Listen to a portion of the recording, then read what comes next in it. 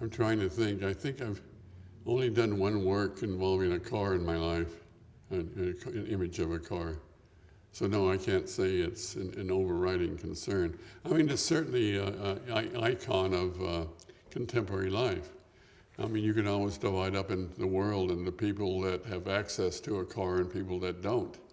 And entirely different lives. I mean, I was just over the weekend driving to Malibu Beach for a party, and all the people at the beach there, they had to get there somehow with a car, but how do they enjoy the comforts of nature if they don't have a car? They just sit home like this, or they have to go on a bus. So it's really a big sociological issue, and that's just in the U.S. Think about the rest of the world. I don't know how I started. I don't know if the idea came immediately or not. I think I thought about it a long time. I think, yeah, sure. You know, it's kind of like a woman. You know, she can't make herself up to look good only from one side. You know, she has to look good all around. So that's the problem. It's the first time I've done sculpture before, but it's the first time I've ever, in a sense, collaborated. I didn't design the car, and when I've done sculpture, it's sculpture that I do, three-dimensional. But here I collaborated with the designers of the car, and they have, I don't know if they got to say okay or it's not okay or not, but anyway, we collaborated.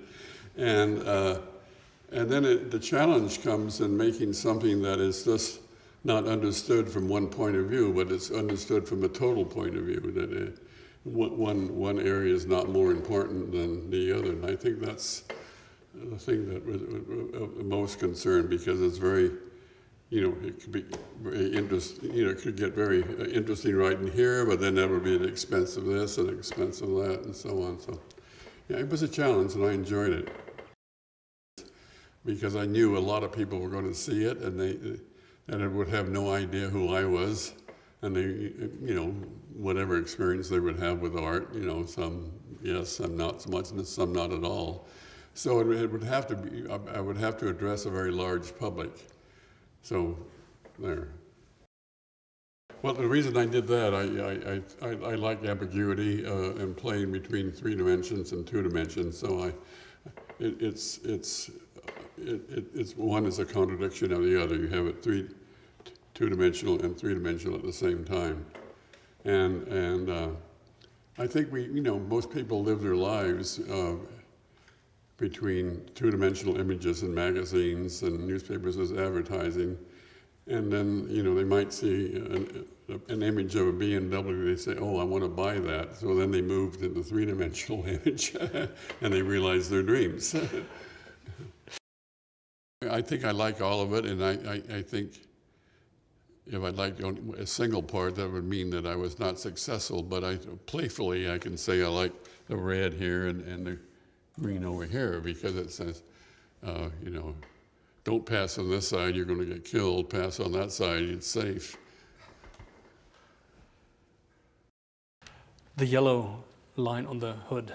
Yeah, that was because I used yellow back here, and I didn't want to have it just in one area.